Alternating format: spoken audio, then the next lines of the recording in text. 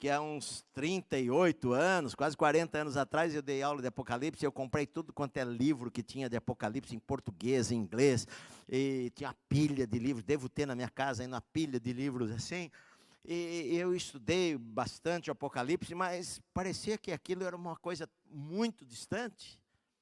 E hoje, quanto mais eu leio do livro do Apocalipse, eu falo, não é possível. Eu estava conversando com a minha esposa ontem, falei, querida, eu não sei, talvez nós vamos morrer, você vamos morrer 10, 20 anos, talvez nós temos 25 anos, 30 anos, vai, no máximo talvez, nós talvez vamos morrer, mas eu não sei se a geração dos nossos filhos, do Guilherme, do Wesley, eu não sei se eles não vão ver o arrebatamento da igreja, porque as coisas estão assim de uma forma tão claras sendo preparadas. Quando você vê o livro do Apocalipse, as coisas estão assim de uma forma caminhando, de uma forma, o mundo em pequenos detalhes que é impressionante. É impressionante como hoje em dia a resistência à igreja mundial, não é uma coisa que acontece no Brasil, a resistência a ideias da igreja, os ataques nas universidades e escolas que hoje nós vemos, uma geração criada dentro da igreja que não se importa com algumas coisas que Deus se importa, uma geração nova, com um pensamento às vezes de que tudo é normal e que nada é pecado, e que a gente tem que aceitar todas as coisas, não julgai, não julgueis, isto e aquilo, é uma preparação mundial para o que vai acontecer, uma preparação mundial para o que vai acontecer. A resistência à igreja, de que nós somos intolerantes, de que falta amor, de isto e aquilo, cada vez vai crescer ainda mais, cada vez vai crescer ainda mais. Há indicações de que uma ordem mundial, de onde vai politicamente, vai ser colocado este homem, que vai querer se passar por um Deus na terra, e as ideias das pessoas, aquela coisa contra a igreja, de que a igreja é culpada, de que os crentes são culpados, de que nós somos intransigentes, de o ódio à igreja, e de que a gente, sendo cristão, tem que tolerar tudo, e que tudo é normal, e esta mentalidade que o diabo está trabalhando no mundo inteiro, criando uma mentalidade para o surgimento do anticristo, e criando uma mentalidade para chegarmos a este ponto aqui, no livro de Apocalipse. São 7 anos, na verdade. A igreja vai ser arrebatada, o evangelho vai ser pregado, e a palavra do anjo aqui, esta palavra no capítulo 10 e 11, e a semana que vem nós vamos ver o capítulo 11, é uma palavra de esperança para aqueles irmãos que estão passando aqui pela tribulação, que estão perdendo as suas vidas, que estão perdendo os seus familiares, que estão perdendo os seus filhos, gente que falou, não, é isto que eu creio, é isto que eu acredito, eu creio na Bíblia, e que vão sofrer consequências terríveis, e vão ser mortos, e vão passar fomes e necessidades, e o Senhor dá uma pausa sempre, né, nesses trechos aqui, para consolar, para animar, para encorajar, para dizer, olha, fique firme, isto vai passar, já está um pouquinho mais à frente, não vai demorar, o tempo está chegando, o diabo vai ser preso, Jesus vai voltar, estabelecer o seu reino. Muitos daqueles irmãos que se converteram durante a grande tribulação vão continuar vivos durante o milênio. Não vão ser sacrificados, mas muitos vão. A nossa esperança, queridos, nós sabemos, não está aqui nesta terra, não está nesta vida. Nossa esperança está no céu, nossa esperança está no Senhor. Então, olha só, este anjo, ele vem trazendo uma palavra de encorajamento, já não haverá mais demora. Versículo 8. A voz que ouvi, aquela mesma voz que eu ouvi, e que algumas vezes vai falar para João, aqui no livro de Apocalipse, olha só, ele vai falar várias vezes aqui, no capítulo 14, por exemplo, no versículo 13, olha só, ele diz o seguinte, capítulo 14, versículo 13, então ouvi uma voz do céu dizendo, escreve, Bem-aventurados os mortos que desde agora morrem no Senhor. Eu ouvi uma voz do céu novamente, capítulo 18, no versículo 4, ele diz lá novamente: ouvi outra voz do céu dizendo, retirai-vos dela. Então, várias vezes, João, no meio das suas visões, ele ouve uma voz do céu, que pode ser a voz do Cordeiro, que está falando com ele. E agora aqui no capítulo 10, ele ouviu uma voz do céu falando para ele, olha, não escreve, guarda em segredo as coisas que os 7 trovões falaram, não as escrevas. E agora no versículo 8 ele diz de novo, a voz que eu ouvi vinda do céu, estava de novo falando comigo e dizendo, vai e toma o livro que se acha aberto na mão do anjo, em pé sobre o mar e sobre a terra. Vá até lá, desce, pega esse livro da mão dele. E a Bíblia diz que João, ele fala, eu fui, pois, ao anjo, dizendo que me desse o livrinho. E ele então me falou, toma-o e come-o, devora-o. Certamente ele será amargo ao teu estômago, mas na tua boca doce como mel. Tomei o livrinho da mão do anjo e o devorei. Na minha boca era doce como mel. Quando, porém, o comi, meu estômago ficou amargo. Olha só, é um livro de julgamentos. Esse livro, na verdade, é a palavra de Deus. Mas ele diz, olha, é um livro doce, é um livro amargo. Você vai pôr na tua boca, é doce. Quando você engolir, é amargo. Porque a palavra de Deus é isso daí. Ela é doce, ela é amarga. Ela é doce para quem crê. Ela é doce para mim. O salmista fala no Salmo 119, 103, quão doces são as tuas palavras ao meu paladar, mais que o mel à minha boca. Ela é doce, a palavra de Deus é doce para a minha vida, mas é amarga para um monte de gente. O problema é que nós muitas vezes queremos fazer a palavra de Deus que seja sempre doce. Nós queremos que a palavra de Deus seja sempre doce para todas as pessoas, mas infelizmente não é, meu amado. A palavra de Deus é doce para aquele que crê, para quem não crê vai ser amarga, realmente. Muitas vezes, quando eu preguei sobre o Sermão do Monte, quando Jesus fala no capítulo 5 de Mateus, vós sois o sal da terra, e se o sal perder o sabor, ele não presta para mais nada. O sal, ele preserva a carne de apodrecer. Naquela época, o sal ele era condimento para dar sabor. O sal ardia para colocar em ferimentos, ele ardia para poder colocar sobre uma ferida de uma pessoa. O sal ele tinha várias funções na época de Jesus. Por isso que Jesus usa a linguagem do sal. Mas muitas vezes nós queremos transformar o evangelho, transformar em açúcar, transformar em mel. E nós não queremos confrontar as pessoas, nós não queremos que arda, nós não queremos que traga um sabor, nós não queremos ser diferentes, nós muitas vezes queremos agradar a todas as pessoas. Nós falamos, nós somos cristãos, nós não queremos desagradar ninguém, nós não queremos confrontar ninguém. Então nós, ao fazermos isso, nós deixamos de ser sal da terra e passamos a ser mel da terra.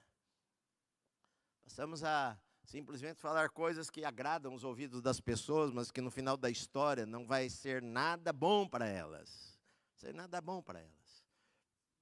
Porque vai levá-las ao inferno. A palavra de Deus, ela é doce como mel, mas ela é amarga como um fel. Porque muitas pessoas só querem ouvir a palavra de Deus na parte que lhes interessa. Se ouvir alguma coisa que as contraria, elas pulam aquela página. Hoje eu li alguma coisa assim, cada um deve viver como acha que deve viver. Este é o que a sociedade diz. E quando você fala a verdade, você é um perturbador. E aí o mundo vai te odiar. E Jesus falou, o mundo vai odiar vocês, porque odiou a mim primeiro. Se o mundo amar muito a gente, alguma coisa está errada, meu amado. Me desculpa, mas se o mundo amar a igreja não está sendo o sal da terra. E hoje nós aprendemos a não confrontar nada. Um evangelho que diz, pode ver, as pessoas vêm falando sempre a mesma história. Jesus pregou o amor. Querido, você não leu a Bíblia direito. Jesus falou para nós amarmos, mas Jesus falou: eu vim trazer espada, não vim trazer paz. Eu vim dividir as casas. Eu vim separar pai de filho, filho de pai, marido de esposa. É só um dentro de casa. O pai se converter de verdade, vai ter gente dentro da casa dele que vai odiá-lo por causa disto. É só você viver para Deus que vai ter gente que não vai gostar de você. Jesus falou isso daí. Jesus foi o maior pregador sobre o inferno. Ninguém na Bíblia falou tanto sobre o inferno como Jesus. Ninguém na Bíblia pregou desta maneira. Ah, mas Jesus, ele falou isso para os religiosos. Sim, falou para os religiosos. Ah, Jesus abraçou os pecadores. Sim, abraçou os pecadores. Mas falou para os pecadores: agora você vai, não peques mais. Jesus não falou para os pecadores continuarem nos seus pecados.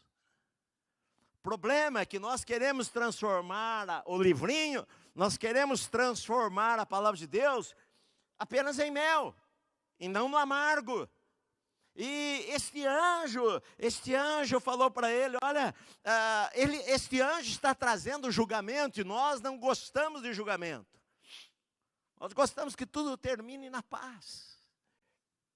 Mas na verdade, quando ele fala já não haverá demora, ele está falando sobre o julgamento. E este julgamento para mim traz um alívio, mas para o outro traz amargura. Quando você está passando por uma tribulação, quando você está sendo perseguido, quando o seu filho é levado para a prisão, quando você é preso por causa do Evangelho, quando matam a tua esposa porque a tua família é cristã e ama a Deus, e que o Senhor vem e um anjo traz uma mensagem dizendo: olha, o sofrimento está chegando ao fim, a luta está terminando, Jesus está estabelecendo o seu reino na terra, o diabo vai ser preso por 1000 anos, o julgamento está chegando. Para você que crê em Deus, esta palavra é um alívio, meu amado. Essa palavra é um alívio. Quando eu estudo o livro de Apocalipse e começo a entender as Escrituras, e eu começo a ver que o tempo do fim está chegando, meu coração se alegra. Meu coração não fica desesperado, não. Meu coração não fica triste, não. Eu não fico pensando: meu Deus, o mundo vai acabar. Não fico pensando nada disso daí. Meu coração fica cheio de alegria, cheio de paz. Mas uma pessoa que anda longe de Deus, uma palavra de julgamento é amarga. É amarga. É consolo para uns e amargura para outros. O mundo, queridos, o mundo está sendo preparado, realmente. O mundo está sendo preparado em todas as áreas. Na área sociológica, na área médica, na área de tecnologia, na área de paz mundial, nos ensinos que existem na humanidade. E tudo isso daí está preparando para duas coisas: para o mel e para o fel. Para aquele que crê em Deus, esta é uma palavra de consolo. Para aquele que não crê em Deus, é um tempo terrível que vai haver sobre a terra. Agora, é isto que esta é a palavra inicial que este anjo está trazendo. Ele está trazendo uma palavra de consolo para os crentes. Está trazendo uma palavra de consolo para quem está sofrendo. Ele está trazendo uma palavra: olha, não vai demorar muito mais tempo. Você não vai passar por muito mais. Olha, está lá no finzinho da história. As últimas 7 taças do julgamento vão cair ao tocar a 7ª trombeta. Vai ser revelado o mistério que Deus falou para os profetas. Vai ser o final do julgamento, o dia do Senhor vai acontecer. Cristo vai reinar, o Messias vai reinar. Então, olha só. Esta é uma palavra de alegria para o meu coração. É uma palavra de esperança para mim, para eu que estou em Cristo. Mas é uma palavra terrível para aquele que está longe de Deus. Como eu falei no domingo de manhã, acho que eu estava falando do domingo de manhã. O ateu é ateu até a morte dele. No dia da morte dele, ele se torna crente. Porque ele vai ver o mundo invisível que ele nunca creu. E vai ver que é real. Ele vai ver que existem anjos e demônios. Ele vai tremer de medo. E não adianta agora falar e falar, Deus é bom, Deus é misericordioso, Deus é bondoso. Jesus falou, amai-vos uns aos outros. Queridos, a pessoa vai tremer. É uma palavra amarga. Jesus falou isso daí. João Batista veio pregando isso daí. Arrependei-vos que o reino de Deus está próximo, João falava. Jesus, ele falou isso daí. Agora, nós, às vezes, queremos transformar o evangelho num favo de mel para as pessoas. A Bíblia diz que não herdarão o reino de Deus, ponto. Nem mentirosos, nem adúlteros, nem maledicentes, e nem efeminados. A Bíblia diz. A Bíblia diz. Você pode concordar, pode discordar, pode achar que é preconceito, pode falar o que quiser. Que não é falta de amor. Queridos, o problema é que as pessoas não querem que se pregue a Bíblia. Este é o problema. Você pode falar o seguinte, você pode falar os mentirosos. Querido, não minta. Mentira é pecado. Se você falar isso, ninguém briga com você. Mas se você falar que o homossexualismo é pecado, pronto. Arruma uma guerra mundial. Arruma uma guerra mundial. Você pode falar, adultério é pecado. Mas você não pode falar, homossexualismo é pecado. Senão você arrumou uma encrenca com todo mundo, até com os evangélicos. Vai aparecer um monte de gente falando, mais amor, mais amor. Querido, é o que a Bíblia diz. É amarga? É amargo. É amargo, é amargo. O livrinho é amargo, em alguns casos. Sim, mas é a verdade. É a verdade. Eu não quero que ninguém vá para o inferno, Deus não quer que ninguém pereça. Deus não tem prazer na morte do ímpio, a Bíblia diz. Deus não tem prazer. Deus quer que todos sejam salvos. Deus quer que todos sejam salvos. Mas ele diz que de fora vão ficar algumas pessoas. Então, quando este anjo, nesses intervalos entre as trombetas, nesse intervalo entre os selos, nesse intervalo, olha, no primeiro intervalo, Deus está dizendo que uma multidão, João pensava, o que vai acontecer? As sete igrejas vão passar por muitas lutas, o que vai acontecer? Porque logo de cara, na primeira igreja de Éfeso, diz, eu tenho porém contra ti que abandonaste o primeiro amor, e com 5 igrejas Deus traz julgamento. Será que a igreja vai avançar? Será que a igreja vai permanecer até a volta de Cristo? E no capítulo 7, depois de tudo aquilo de julgamento, Deus fala, vai haver 144 mil judeus, 12 mil de cada tribo, vão pregar. E que uma multidão que não dá para contar no céu, diante do Senhor, cantando, digno é o Cordeiro, de toda tribo, língua, povo e nação. Isso era para trazer consolo. João, vocês não vão estar sozinhos. João, há uma multidão inumerável lá no céu, adorando ao Senhor de todas as línguas, tribos e povos da terra inteira vão estar adorando o Cordeiro. E agora, no meio de caos na terra, quando a fome, quando a queimando a terça parte de todas as florestas e plantações de milho e de soja, de cana-de-açúcar e campos. E quando o mar, a terça parte do mar se torna em sangue por causa de peixes mortos, embarcações e barcos, e iates e navios que naufragaram. E depois de meteoros e asteroide caindo sobre a terra e caindo sobre rios e a água se tornando venenosas e a terça parte dos homens morrendo e estrelas, sinais nos céus, é o que Jesus falou, haverá sinais no céu, no sol, nas estrelas, eclipse solar, 1/3 do sol fica escuro e da lua e das estrelas. E eu falei no culto de manhã, falando no livro de Jó, no domingo, que Deus está falando para Jó, no capítulo 38 e 39, quem é este que duvida da minha sabedoria? E Deus começa a falar, eu vou fazer umas perguntas, você quer brigar comigo? Então coloque, se cinja como um homem. E eu vou perguntar e você responde. Deus não responde para Jó, porque Ele é o Senhor. Ele fala, eu pergunto e você responde. Tem gente que pensa que você acha que você manda em Deus, você acha que você pode mais do que Deus. Tem alguns tolos, ímpios, Deus nem responde para eles, Deus já fala assim, olha, diz o insensato, diz o tolo no seu coração, não a Deus. Porque ele vai deixar de ser ateu no dia que ele morrer. E às vezes diminuem a Deus. E Deus fala para Jó, vou fazer uma pergunta, onde você estava quando eu criei o universo? Onde você estava quando quem que fez as medidas da terra? Me fala aí. Me fala essas coisas, me responda. Quem que traçou o caminho das estrelas? Eu falei para os irmãos que eu coloquei lá no Google para saber quantas estrelas tinha em algumas galáxias. Eu vi lá. A maior parte das galáxias tem 100 bilhões de estrelas, 40 bilhões de estrelas numa galáxia. E os cientistas acreditam que há mais de 100 bilhões de galáxias. E eles só acham porque ele não consegue ver o fim do universo. E nenhum cientista foi lá e contou quantas galáxias tem. Deus é grande. Deus é bom, é maravilhoso. Mas a Bíblia também diz, terrível coisa é cair nas mãos de um Deus irado. Deus é um fogo consumidor.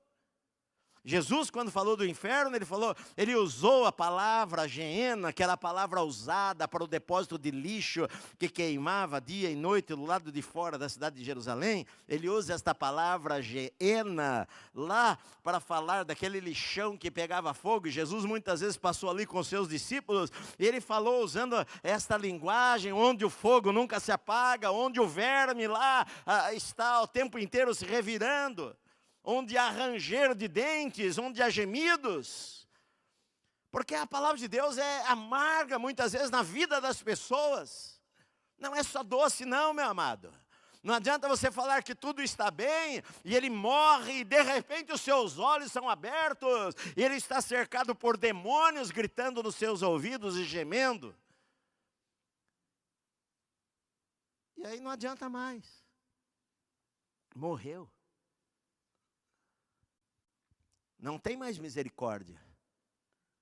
O tempo é agora. O tempo não é depois. O tempo para se arrepender é hoje. Hoje é o dia da salvação. Não é daqui a 100 anos. Querida, quantas vezes eu tenho falado, um ser finito como nós não conseguimos compreender o infinito. O finito não entende o infinito. Me explica a eternidade. Você consegue entender a eternidade? Você sabe o que é 300 trilhões de anos? E depois, quando você chegar daqui a 300 trilhões de anos, tem mais 300 trilhões de anos, depois mais 300 trilhões, quadrilhões de anos, e depois mais quadrilhões e quadrilhões de anos, que nunca termina, é eternidade. Isto é o gozo eterno e é o tormento eterno também. Você sabe o que é ser atormentado por um dia, ou 2 dias, ou 3 dias, ou 1 bilhão de anos, ou 30 trilhões de anos, ou 40 quadrilhões de anos, e eternidade é eternidade? A Bíblia fala sobre isso daí. Isso é amargo, meu amado. Isso é amargo. Isso é amargo. Hoje as pessoas falam, não julgueis, não julgueis. Jesus fala, ama o teu próximo. Claro, quando você ama, você precisa advertir da verdade. E não esconder a verdade da pessoa. Você está levando ela para um tormento eterno. O Evangelho é boas novas. Eu preguei no domingo à noite. É a vinda do Rei. Mas o anjo está trazendo uma palavra aqui de consolo para os crentes, falando, olha, já não haverá demora. Mas ele fala, João, pega lá uma voz do céu, vem, pega o livrinho da mão daquele anjo, e ele vai lá, me dá o livrinho, o anjo dá o livrinho para ele, mas fala, você coma o livrinho, e vai ser doce e amargo. E João diz que comeu na minha boca, era como se fosse mel, mas quando caiu no meu estômago era amargo, porque a palavra de Deus é isto, a palavra de Deus ela é doce e amarga ao mesmo tempo. Não é só amarga e não é só doce. E ainda fala para ele, olha, por causa disso, então me disseram, é necessário que ainda profetize a respeito de muitos povos, nações, línguas e reis. Ainda dá tempo. É preciso você falar. Você que experimenta o amargo e o doce da Bíblia, a minha função, queridos, eu como pastor, Deus me chamou para pregar o evangelho, não para agradar ninguém, não para encher igreja, não para ser legal, não para ser incômodo também, nada disso. A minha função é pregar a palavra de Deus e pregar como ela é. Às vezes ela é doce e às vezes ela é amarga. Às vezes eu vou falar para você, Deus está com você, Deus vai te abençoar, Deus quer te guardar, a bênção está na tua casa, corre atrás de você, até 1000 gerações. Ela é doce para nós, mas outras vezes se eu não mudar de vida, e se eu não me arrepender, eu vou sofrer as consequências disso daí. Ele diz, você comeu o amargo e o doce, João, mas você precisa falar muito ainda. Você vai ver muitas coisas, vai haver ainda alguns julgamentos pela frente. Quando João teve a visão de Apocalipse, e quando ele voltou assim, segundo a tradição, depois ele ainda foi solto e morreu na cidade de Éfeso, e ele escreveu a visão, ainda tem muita coisa ainda para você fazer, para mim fazer, para nós fazermos. O Senhor, vários falaram para ele, é necessário que ainda profetize, pregue, é necessário que você ainda advirta, fale do doce, fale do amargo, fale que ainda dá tempo, que ainda está na última hora. Olha, ainda havia um tempinho, já não haverá mais demora, mas o tempo está passando muito rápido. Fale para as pessoas, está chegando o fim, fale para eles, profetiza, advirta as pessoas sobre isto. Meu amado, é isto. Sabe qual que é a minha programação favorita? Meu hobby é leitura. Meu hobby é ler. Meu hobby não é jogar futebol, meu hobby é ler. E eu assisto, por exemplo, na televisão, o que eu assisto na televisão é jornal, para saber o que está acontecendo.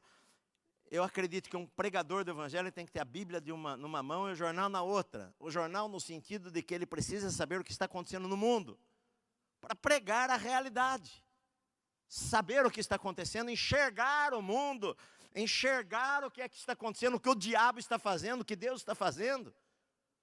Função não é agradar este ou aquele, não desagradar também.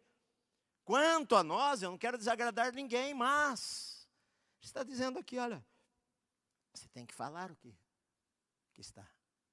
O tempo está se aproximando do fim. Puxa vida, eu tenho falado isto. Preciso terminar, mas eu tenho falado isso tantas vezes. Ontem eu estava conversando com a minha esposa. Querida, nós vimos transformações que talvez nenhuma geração do mundo viu. Nenhuma geração viu as transformações que a minha geração viu. É uma geração da humanidade. Poxa, eu sou do tempo de ninguém ter telefone na sua casa. Eu sou do tempo que não existia celular. Eu sou do tempo que não existia televisão, era branco e preto. Eu me lembro o primeiro dia que eu vi uma televisão a cores, andando na rua, passando em frente a uma loja, que eu não me lembro mais se era Mesbla, Pão de Açúcar, ou sei lá. Aquilo eu achei tão maravilhoso. A hora que eu estava passando e eu vi uma televisão exposta, colorida, eu fiquei preso, aquela cor azul, assim, do fundo da pessoa que estava falando. Eu fiquei impressionado a primeira vez, nunca mais esqueci. Meus filhos não sabem o que é isso. Já nasceram numa época tecnológica. Eu sei que é viajar para os Estados Unidos e não ter como ligar para minha esposa. Ter que ir lá, pedir para telefonista lá do hotel, fazer a ligação. Isso não faz tanto tempo assim. Eu sei o seguinte, que quando você lê o livro de Apocalipse, você realmente vê que já não há demora, em todos os aspectos, querido. Consolo para nós. Maranata, hora vem Senhor Jesus. Maranata, hora vem Senhor Jesus. Glória a Deus. Que nós podemos servir a Deus e sabemos que o tempo está próximo. A redenção se aproxima. Glória a Deus. Mas também é um evangelho amargo. Vai ser amargo para muitas pessoas. Mas ainda há tempo. Estamos nesse intervalo de tempo. que você pode se arrepender e se voltar para Deus. Que você pode falar: Senhor, perdoa os meus pecados, eu quero mudar. Ninguém é perfeito, não. Ninguém é perfeito, não. Sabe a diferença?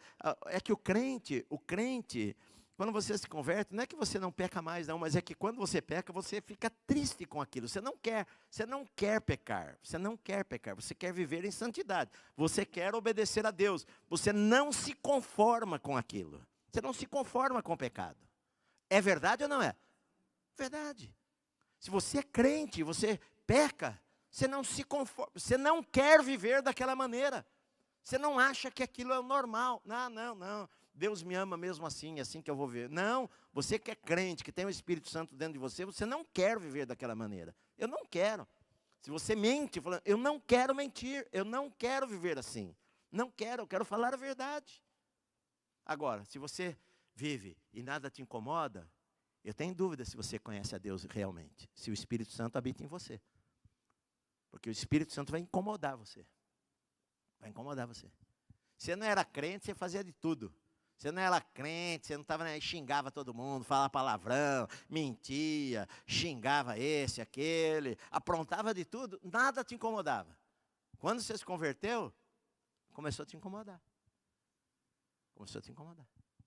Alguma coisa dentro de você, o Espírito Santo, alguma coisa dentro de você, puxa, eu quero mudar, quero mudar.